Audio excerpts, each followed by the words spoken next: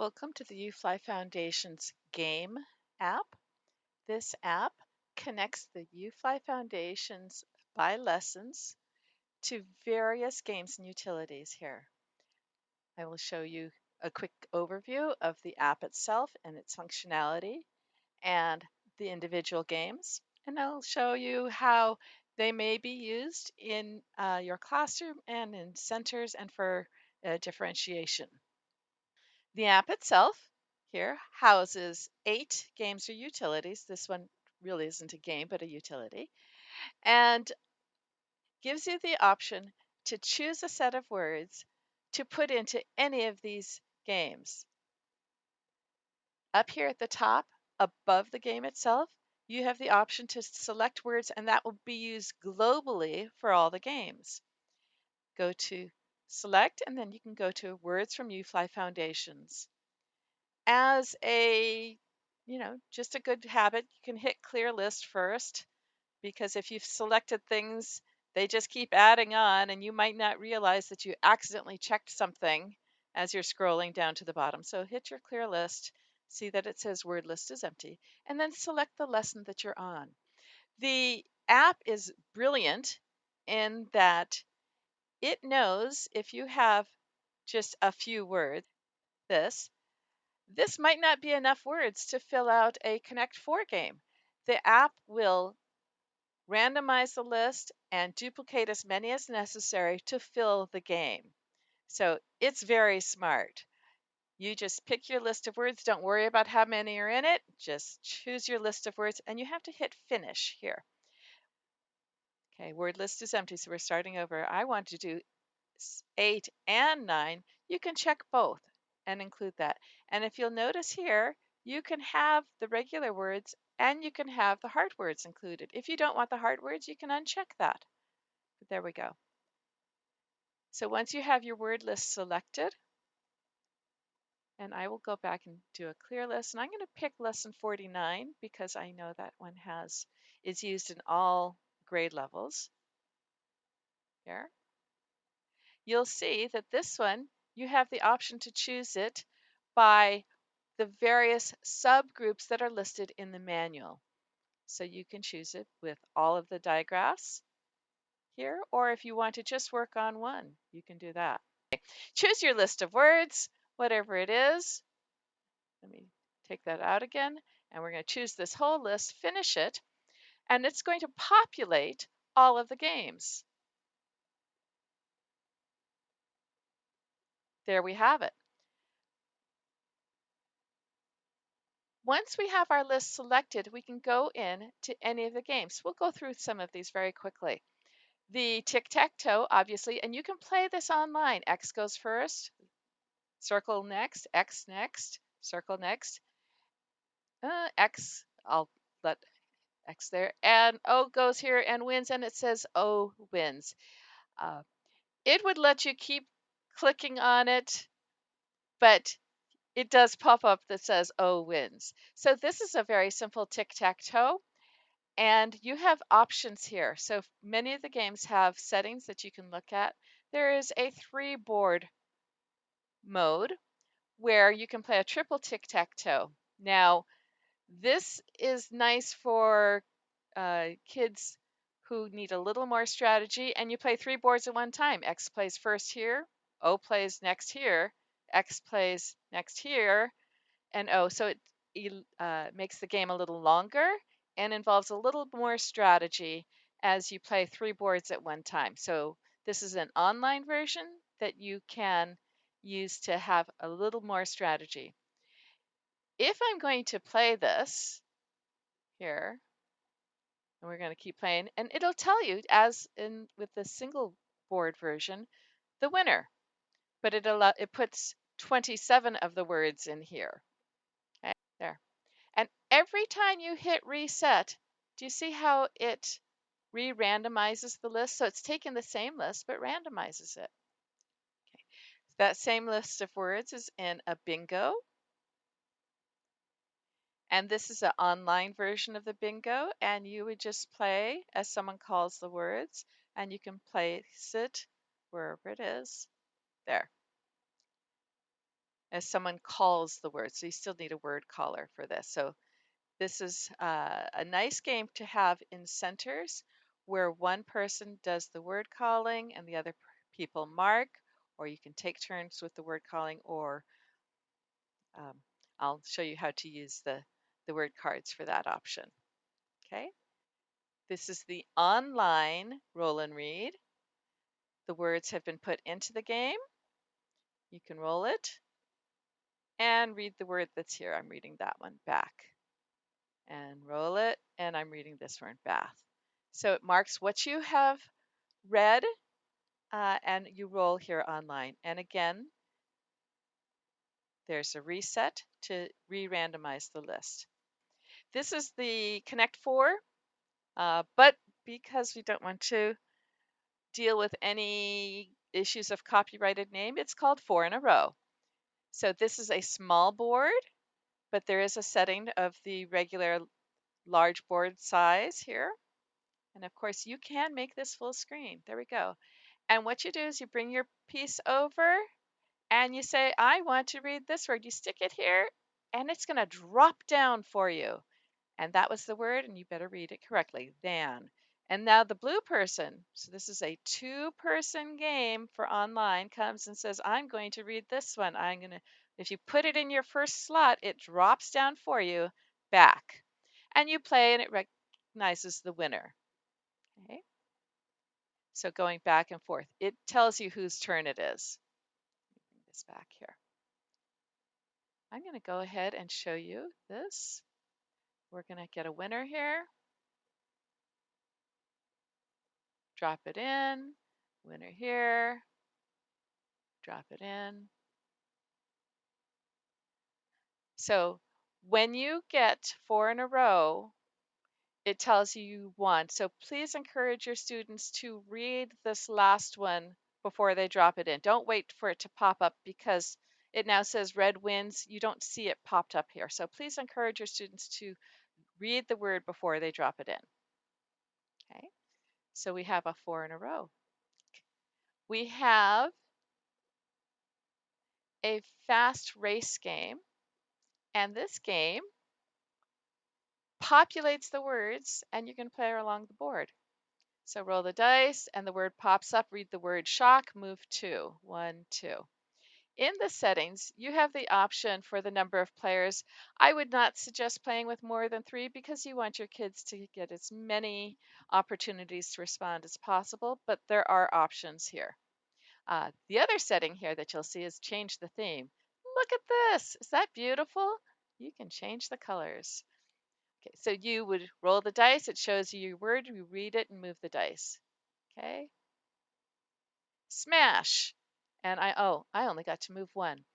This is a really fun game for a very simple board. And I will tell you the rules I've used in playing this game that make it very fun. If I play for this game that you must land exactly on the finish.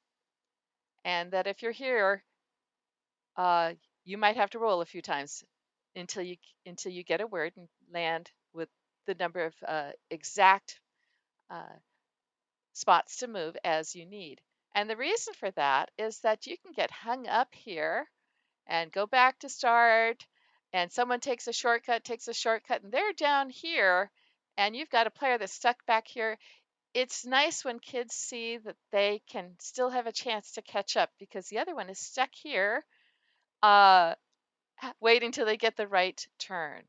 So it's really fun. And you'll notice if you land on this one, it says go back 3 and then go back 3. And now it says go back 4. So you were so close to the end and now you're all the way back here. So it's a fun game and very simple and very fast. And kids really enjoy this. So this one you can play online here. Uh, and again, you can change the colors. Okay. That's the race game. The spiral game works the same, just as any race around, roll the dice, read the word. This one has the words printed within the game, and you're just going to move your piece 1, 2, 3, 4, 5. Oh, move ahead 3, 1, 2, 3, and read your word and go around until you get to your finish. So this one populates the words here. This one is obviously more interesting if you want to print it, whereas the other one, uh, the board itself isn't interesting without the words. And again, here we can change the theme. This one has the option for a random theme color, so you can just have a different color and it randomly chooses colors. Or you can, it has some preset themes there. And again, you have the choice of the number of players, and I would not suggest more than 3 because you don't want kids waiting around. You want them answering as much as you can, getting as many opportunities to respond. So this is the spiral game. And did you see that all of these can be played in full screen? And this is an up and down. So the reason it's called up and down is because we don't want to say chutes and ladders. But the idea is that if you land on an up, you get to slide up. And if you land on a down, you slide down. In this game, it's nice to have the students read both words. So if they land here, they're going to read thin and bench. And if they land here, they'll read both words. So uh, it's nice to have these ups and downs, and it gets extra words in. And again, you're going to go all the way to finish. And then house rules. For this one, it's not as necessary to get the exact ending, to land on it exactly, but whatever works in your classroom. So we have the options of the different colors, right? And numbers of players, but the fewer players, the more opportunities to respond. So all of these, just by clicking the word list at the very beginning, populated all of these games from that one setup at the beginning. Okay. Let me talk about the word cards. The word cards is a utility. You can, I don't do flashcards. We don't encourage flashcards, but it's nice to have a utility that randomly picks a word for you. So here it's on randomized to as the default. You can turn it off and just go in order, but it's nice to have a random choice of the words from the list. So the list is already selected. We selected that in the global setting. And now we have this. Now, if a student wants to do this and say, go through, a student can do it where they're reading the word, perhaps read it, write it down, put it on sound lines, whatever it is you're going to do. But you can have a random list of the words. Now, it is set up according to the algorithms for interval training so that if you say, I really didn't know that word, it will bring it up again. Okay, so if you say this was a really difficult word, you can hit this and it'll bring it up again. It does not remember that from time to time, so you can't set it up for the student and say this is the student's list and the student's going to go through it and the student really had difficulty with this word, and so it'll bring it up more often for that. But in one session, the list remembers that that one was a difficult word and would bring it up again. This one, I would show you what I use with this. This is so helpful for printing card decks. So if you print out your word cards to use in games, this is what you want. You could go to print, and then let me make this large for you. And right now I have it in landscape, but this would be print it here in portrait, and you've got word cards, and as it prints, it's printing it in the alphabetical order in the order that it was in the book. So we've got this here, and you can print out word cards. And word cards can be great if you have your own game board and you just have kids working, or if you're going to do sorts and you want words printed out to do your sorts. This is great, and you have so many options here. It's fabulous. So let me show you. If I were to print here, I can print here 4 to a page, and this one should be in landscape. So the 4 to the page, the large ones should be in landscape. And now you have the words that you can put up in your pocket chart at the front of your room.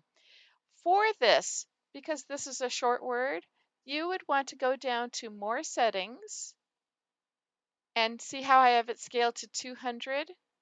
So for most of these, 200 is the largest scale you can do here in the print uh, to make it as large. The 100, the way it comes naturally, 100.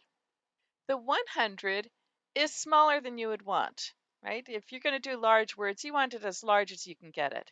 So you come down to the more setting and you would take this up to, say, 200.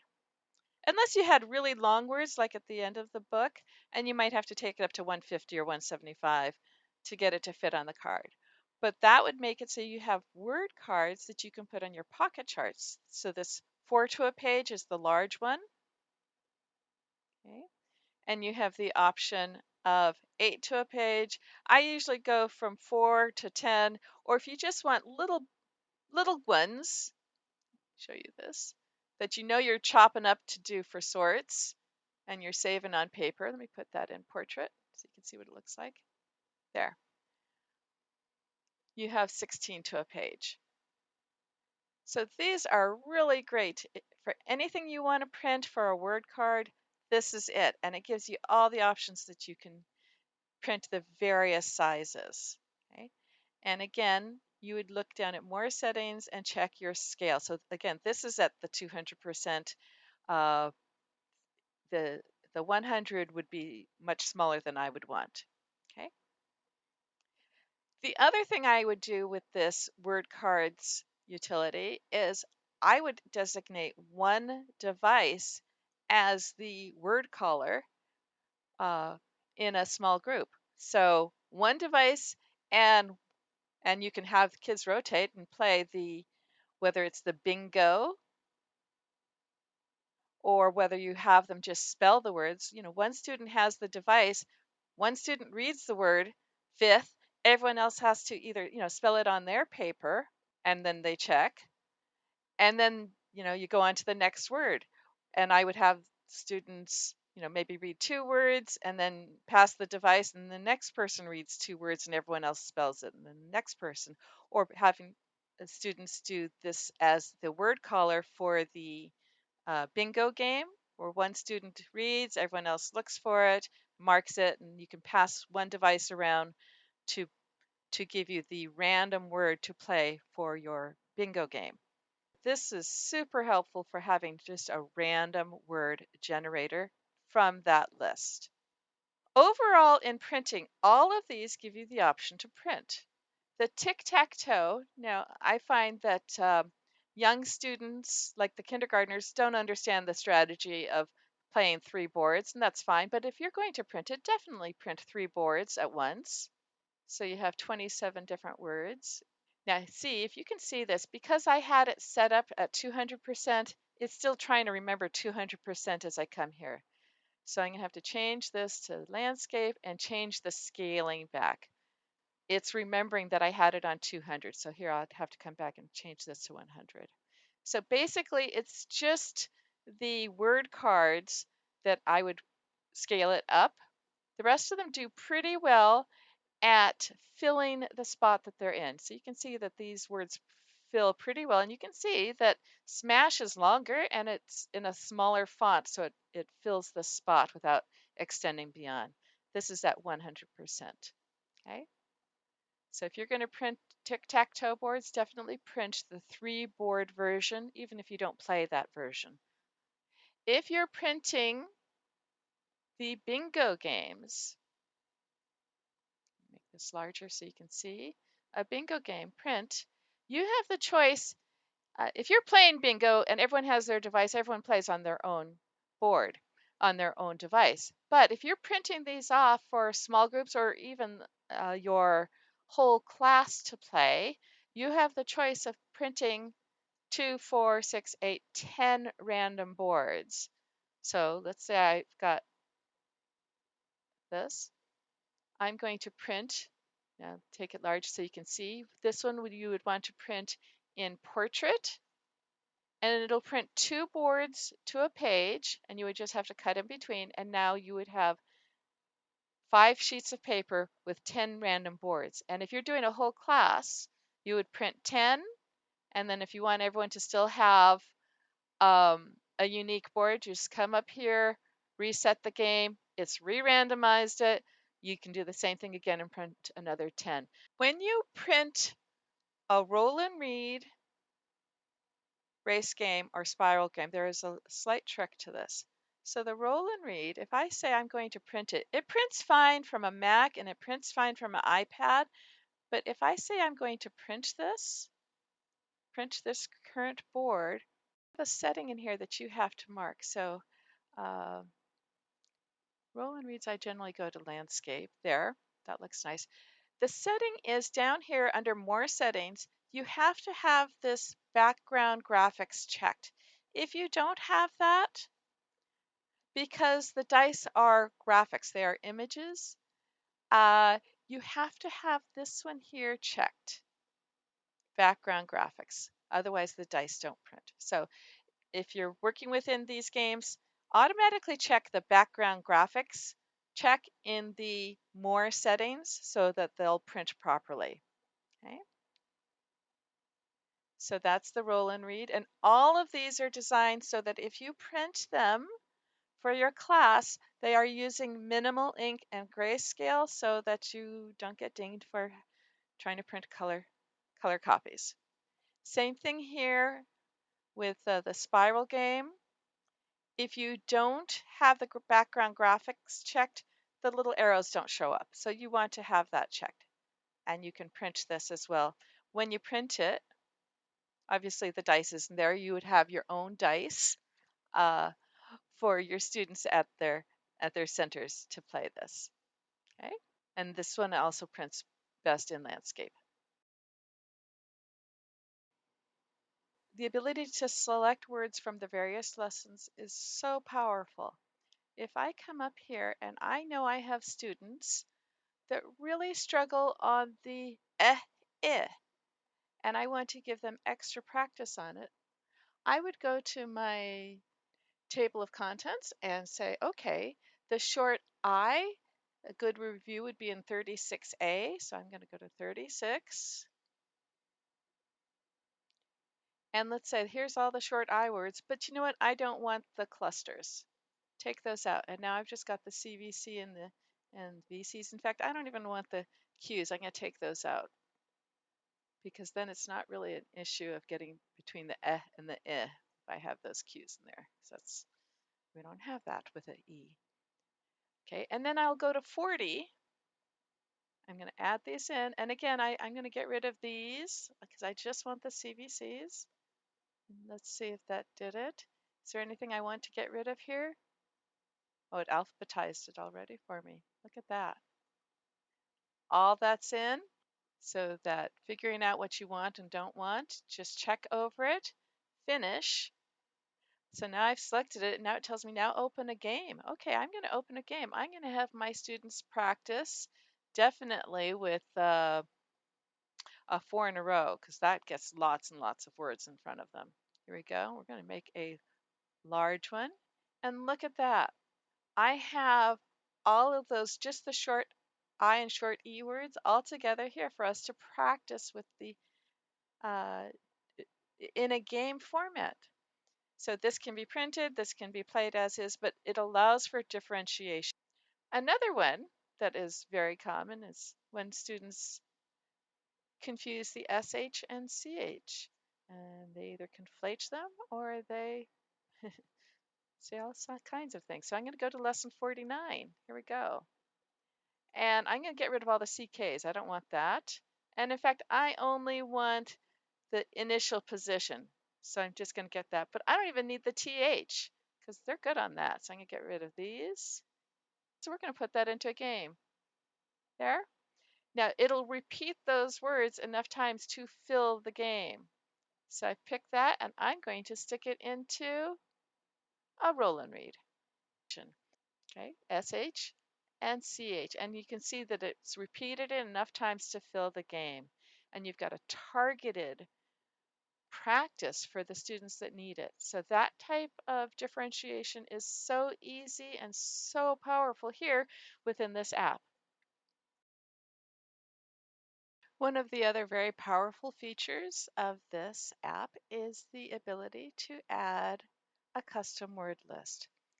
Uh, in the regular word list from UFLI, within each lesson that has hard words, you can see it has the hard words here listed here. But if you want to go through and do a bunch of the hard words at one time and only the hard words, you'd have to go in by lesson and pick uh, pick up the hard words there and do that. Uh, but it's very fast to come into the custom word list, grab your word list from someplace else, and just come in here and paste it in. Here we go. So I have mine on a little spreadsheet, but wherever you have the words listed, just grab it, stick it in, and look at that. They're all in here. And now I can do a game with just the hard words here, like this, that quickly. And I know this is really helpful, particularly if you have students that enter later, or if you're starting with, first grade or second grade and your students aren't as secure in the ones that have been used in earlier lessons. This can be very helpful. And the nice thing that you can do is then put that here into printable cards. And, I might throw these up around the room or put them on the door and have everyone, you know, touch a different word as they enter. And I'll tell them what word to touch, or they touch one word and tell the next person to find a different word and touch that as they enter the room. Just whatever it is that you do to just get these in your environment to be seen more. So having the ability to add these words in your custom word list here is super powerful. Another use I would like to say is that this is going to be so great if you do a class website. This is so powerful because all of these can be embedded into your website. And in fact, all of them can be linked in your Google Classroom or other LMS. Let me show you. You have the option to share everything, or you can do it by game. So for instance, if I said I want my students to have this game to play at home, I think it has remembered the list. Here we go. So we're pretending that this is the list we're working on, and we're going to embed this into our something else. So here under settings, sorry, under the top menu is share, and you can share a link of the app with the words in it. Okay, so you can share a link to the app, but you can share it with the word list. You have two options here. There is a slight difference. Copy this link to share this game and word list with others. So this is a link to share. So if you want to put it into your Google Classroom or into your other LMS, you would take this link, just copy it and stick it there into your LMS, and it's there for your students to use. If you want to embed it in your own website, you would use the bottom one. It's a cleaner link. So you would click this one and put it into your own website. Let me show you what I've got, what that looks like. So I've already done it here. Here, for instance, if this was my class website, I might, put in I'm looking at lesson 49. I might put in the home practice that gets sent home, link in this so that kids could do this right from home. I might put in the decodable and they can read it right from here, right from home. But then you can also put in the games. Any of those games can be put into your website and have it here available to be played right on your website, just like that. Oh, no win. Sorry. Restart. And you can play it right here. So all of the games have that option to share it into your website. You can embed it in your website. This is just a Google site. They're so simple, even I can do it. And you can play it right here. So if you do a class website, you can link these in with the word list. I already did this one. This was 49 with the whole list. And now the kids can play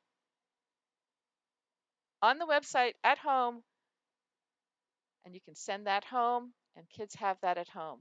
So this, it's just a Google site, but whatever one you use, those are the embed links here to put it into your site. And for the Google site, you don't have to do the iframe. You just get this link here, this one here, copy it, and put it into at the URL part. Let me show you.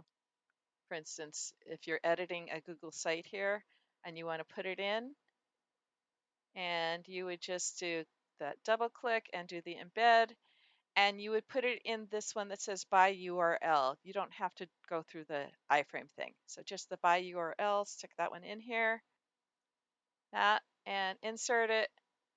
And now that game is in your classroom website.